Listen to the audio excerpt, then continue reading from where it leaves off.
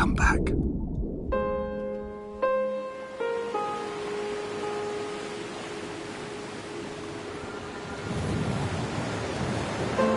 Hello everyone, I'm Dan Pinchbeck, I'm the creative director of The Chinese Room, and this is the Dear Esther Developers Commentary.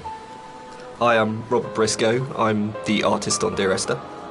And I'm Jessica Curry, and... So you'll see around you in a lot of the environments, there's a lot of detail ingrained into everything. One of the things that I wanted to do with Dear Esther is bring the visuals up to the same kind of level of detail that Dan and Jess had put into the other areas of the game. So all of the history and the kind of hidden pieces of story that are intertwined with the VOs and the music and stuff, I kind of wanted to bring some of that into the environments. So if you look around you, you'll see that there's a lot of interesting bits and pieces, a piece of paper with someone's name on it, a photograph, an ultrasound. All of these little bits and pieces are kind of layered in to just kind of bring another aspect of the story into the game. And also, they're actually randomized, so every time you play, you'll see something different lying around. And this... Part of the point about the whole game, I think, was this idea that rather than having a linear, straight-through version of the story, that we could have multiple story units for each place you were, and I was really interested in this idea of how you can open up that space that people can interpret. So I loved the idea that you could have two people that had played this game and then would have a conversation about it, and one of them would say, oh, what did you think about when this happened? And the other person would be like, well, that didn't happen for me. I had a completely different event happen. When I wrote the music for the mod of Dear Esther, there was absolutely no budget whatsoever for live players, so all the music was sampled. But one of the good things about that is it actually forced me to be quite creative about how I wrote the music. So with my background in sound art... Everything about Esther, for me, is a dream. The landscape is not an island, it's the dream of an island. The music is like music that you wake up because you've heard in your sleep, but you're not conscious of hearing it.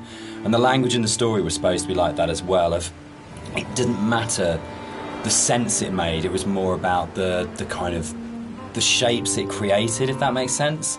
So that the words would kind of were like being in water, like listening to something underwater. It'd be this very dreamlike, symbolic, poetic thing. And it always had frustrated me in games with game writing. This has really changed. This symbol on the beach, which is the golden ratio, it's one of the only things that's really left explicitly from the mod. In the original mod, there was an awful lot of more kind of symbols and kind of a much more kind of mystical, sort of magical element to the island. There was a lot of very weird stuff in there. And a lot of them came out of the commercial version because they felt like they were a little bit explicit. And instead, there's a lot more hidden kind of code. So something I wanted to do as an artist was create some kind of reward for the player when they explore the island. There are some areas of the game where it's a little bit more quieter, there's no music or there's no voiceovers. So I kind of wanted to create a bit of an incentive for people to explore. And you'll find around the island that these kind of like random scattered items that are usually slightly out of place from the environment themselves, but in another aspect they actually bring a little bit of story to the island itself, usually to the island or to the actual protagonists or you know, the characters that surround it. So you'll find that around the island these little props and stuff. Just keep your eye out for it if you're exploring.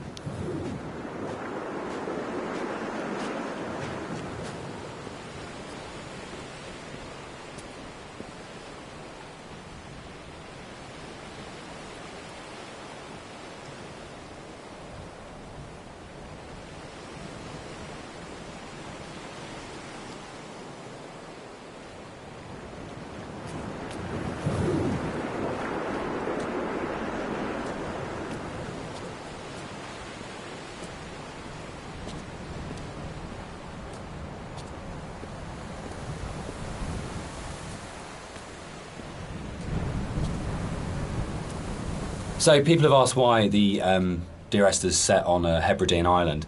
What's really interesting about this is it's one of those times when your kind of aspirations as an artist and the practical realities kind of dovetail. We knew that we had to have some way of limiting the player from disappearing off the play space, and when we made the original, it was a mod, and because it was a Half-Life 2 mod, you kind of had Eastern European city, spaceship, or blasted, desolate landscape, were your three options if you didn't want to start making any other assets. So it started off with these practical constraints. We don't want to set it on a spaceship, we don't want to set it in Eastern Europe. One of the things you're always trying to do as a composer is create memorable themes. And a slight confession is that probably the most memorable theme, which is Remember in Dear Esther, wasn't actually created for the game. Rob's looking shocked. So it was actually from a piece of choral music that I'd written years before, based on a Christina Rossetti poem called Remember. And one of the things I was talking about earlier was how I didn't have any budget. So I had this piece of choral music, and I thought, hang on, this is absolutely perfect for Esther.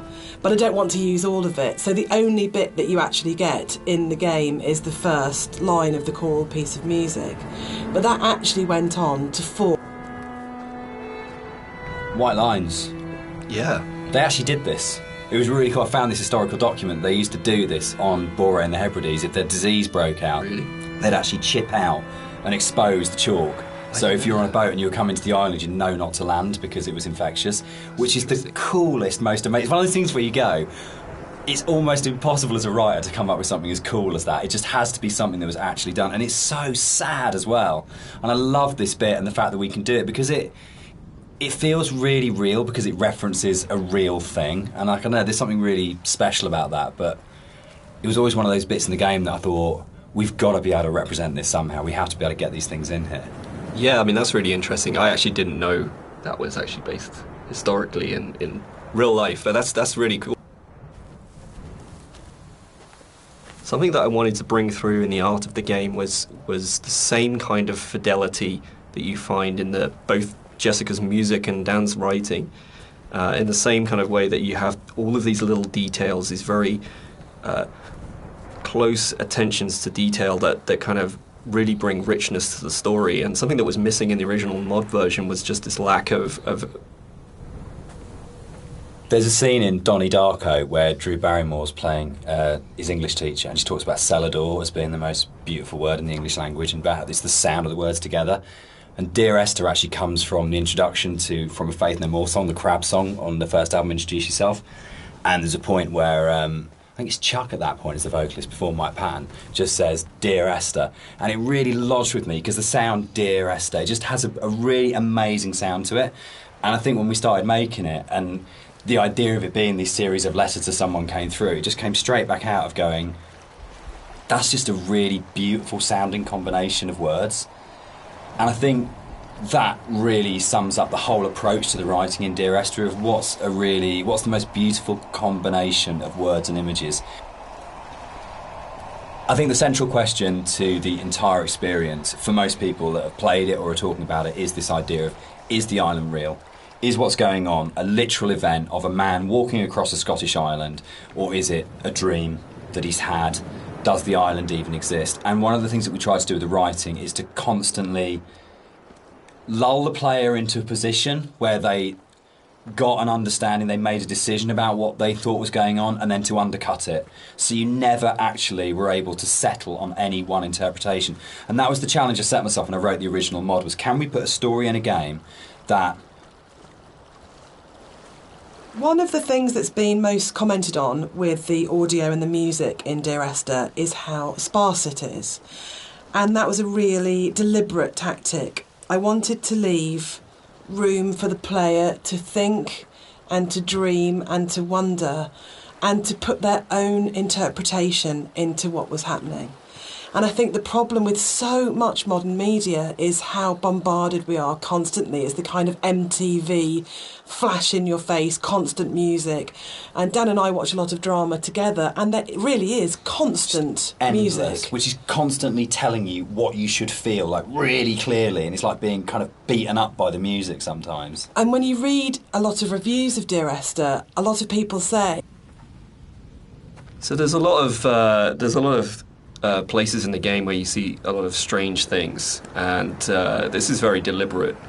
One of the things we wanted to do is just kind of like not spoon feed the player every little piece of story. We kind of just, some things are literally just in there to just kind of let you think and let you decide on whatever you want to bring to the story yourself. So it's kind of like I approached it like an impressionist painting, where you've got like this kind of very vague outline of things, but if you stare at it enough, you can kind of like fill in the spaces, and kind of the image comes together on its own. So a lot of these kind of strange pieces of geography and stuff, that's really kind of deliberate in some ways, just to kind of keep the player's mind open and kind of bring their own interpretations of the story through that.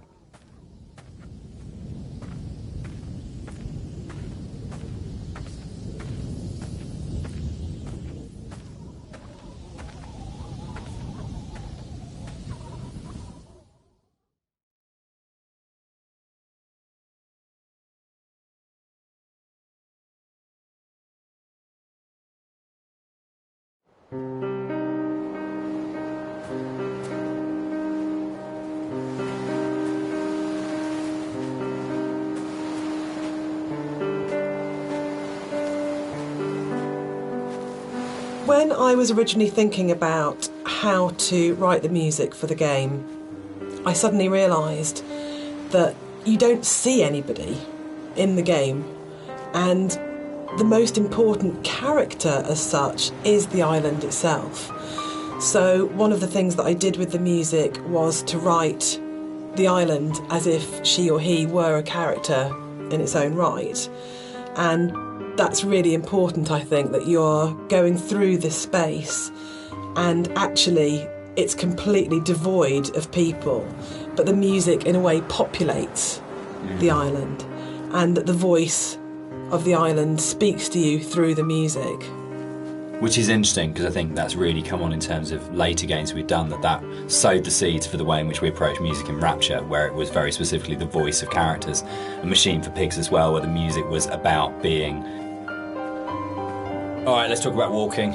Let's do it. We're going to address the elephant in the room, the very, very slow-moving elephant in the room. So this might be a longer conversation, because it kind of fits with that.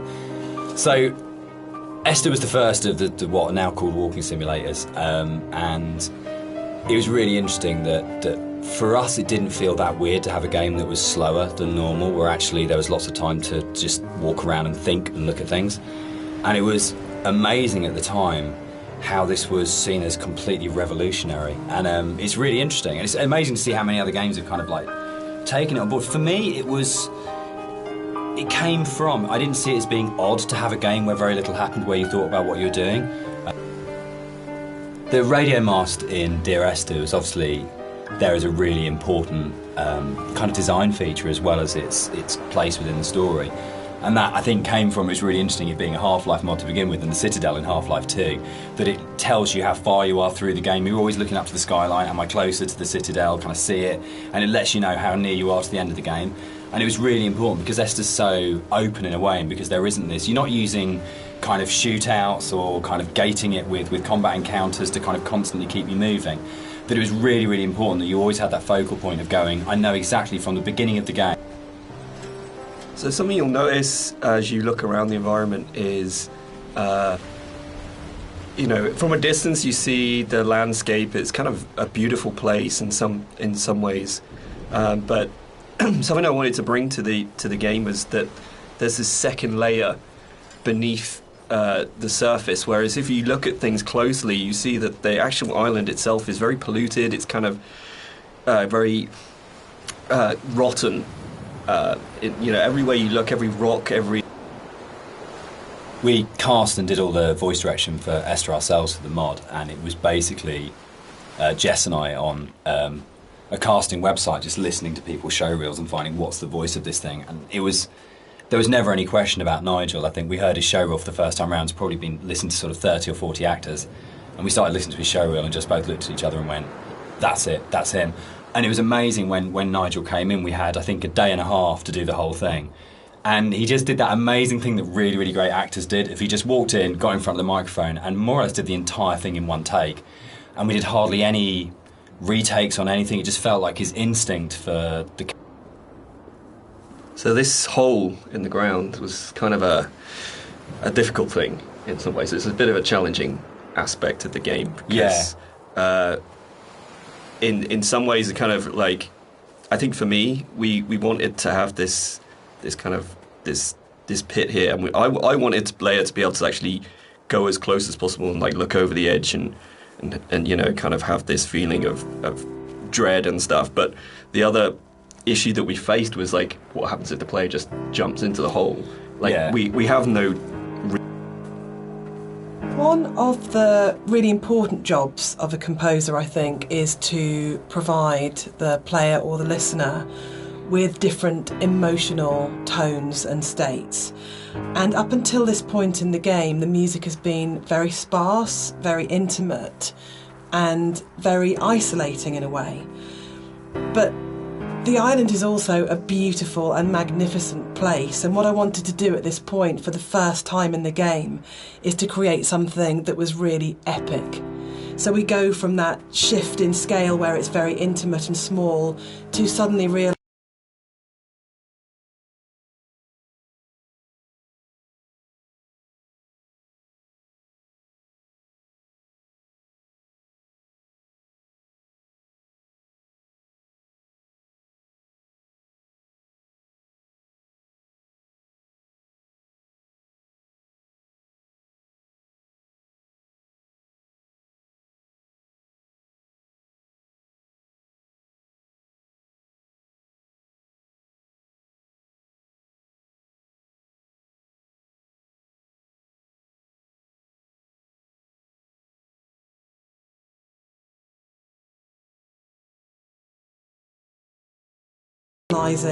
that this is an extraordinary and magical place to be, as well as a difficult and quite sad and melancholic place to be. So the string players were instructed at this point to play with much more vibrato. Up until this point they've played in a very sort of Scottish style, actually, no vibrato, very plain playing. But this was a really beautiful cue to write, actually, because it has that scale. You suddenly realise that the island is really big, and you know, you have this beautiful vista, and the music then shifts so the player can actually, just for a moment, I think, enjoy being where they are. Yeah, I think that's it. Can I? Yeah, I was going to say, this is actually one of my favourite parts of the game. It's just where everything, all the elements kind of come together perfectly. You've got the music, which is just epic, as Jess has said. You've got the landscape, which is kind of like this big open space. You've got all the little bits and pieces that I put into the detail of the environment, like the movement, there's leaves. Inside the bothy, there is a randomised chance that you can find an ultrasound picture on the table, and I think it's the one instance of randomisation in the game that is like the pinnacle of it, because the idea that Esther was pregnant when she died changes everything emotionally about how you understand the story. And not to say that you don't care. So as you leave the bothy and the seagull takes off, that's the one jump scare in the game, which is kind of interesting, because when we made it, we kind of had to, you know, we kind of called it a ghost story, but there was no intention really. We kind of wanted this dreamy, hallucinatory type thing. But when it came out, people started coming back and saying, this game's absolutely terrifying. I was really, really frightened. And that was really amazing. And I think it's because nothing happens. We're so trained in games to go, there's stimulus all the time, that if nothing happens, you're waiting for something to happen. And kind of, I tend to go back to again and again the whole sequence in Dead Space 2 when you go back to the Ishimura, and it's like the best bit of Dead Space 2, because for what feels like hours, but it's probably only about 15 minutes, nothing happens and no necromorph comes at you. So one of the things that influenced the visuals quite a lot was the tech limitations at the time, and also the kind of themes of the game. Like, tech-wise, we were never ever gonna kind of achieve photorealism, and I think that was a good thing. I mean, really, it kind of it made us sort of stretch out into other areas, and for me as an artist, it kind of made me think a little bit more creatively. I did. We should probably talk about some of the inspirations behind it. I'm on a strict you don't talk about Stalker kind of thing going on here. But when Rob and I started talking, I think one of the first things that we kind of discovered was how much we're both obsessed with Stalker. And I think that was one of the major things behind it in terms of when people talk about game inspirations. I mean, for me, there's a lot of FPS stuff in there, Doom, System Shock, but I think Stalker probably more than anything else. And Roadside Picnic, the Strugatsky novel that Stalker's based on, of the idea of this incredible space that you didn't understand, that's simultaneously beautiful and threatening.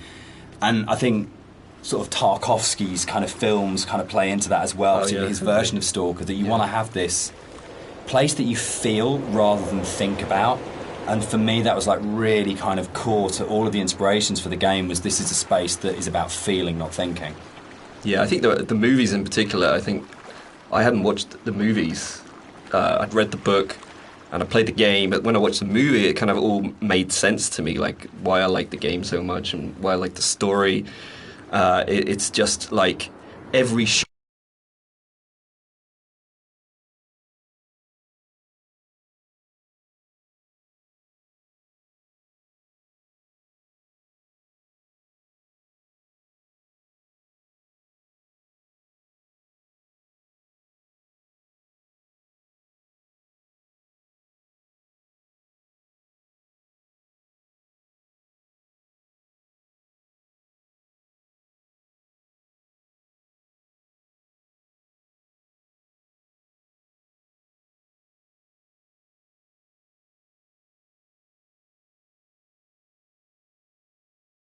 is like a painting. It's like every shot has its story to tell. There's very little dialogue in the actual movie itself. There's just these long, lingering shots, and each shot is amazingly beautiful and in its kind of desolation.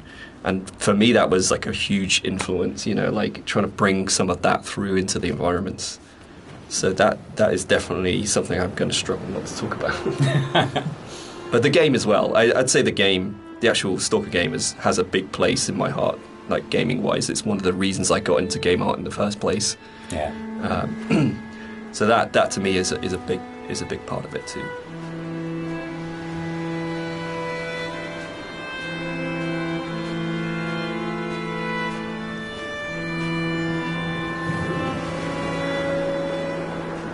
One of the more interesting and challenging things to do in the visual side of things is to kind of create an emotional connection with the player.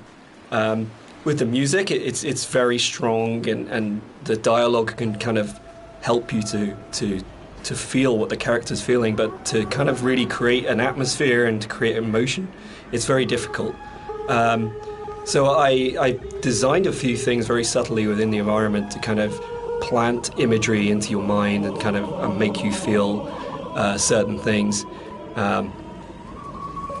This is another of my favourite bits in the game, where you come along the edge of the sort of gully and you find hundreds of books, and it's one of the first times where most explicitly there's the suggestion that nothing you're seeing is real, because there's just no way that this can exist, and it's a really amazing, uncanny moment. But it works, I think, for me, because you just go, I don't understand it. One of the really important images in the game is the radio mast, and the soundscapes that I wrote for the game are really tied into this idea. So it's the concept of the tortured sounds that they're so broken down, they're so manipulated, and it really is supposed to represent the inner state of the protagonist at this point. It's that fractured understanding. So it kind of works on two levels, actually. We have the narrator who's trying to understand the journey that he's on, and we also have the audience's journey and their struggle for comprehension to understand what's going on in the game. So this distortion, this breaking down, this fragmented, kind of tortured sound really ties into the idea of the radio mast and that idea of communication, actually, that the game is trying to communicate.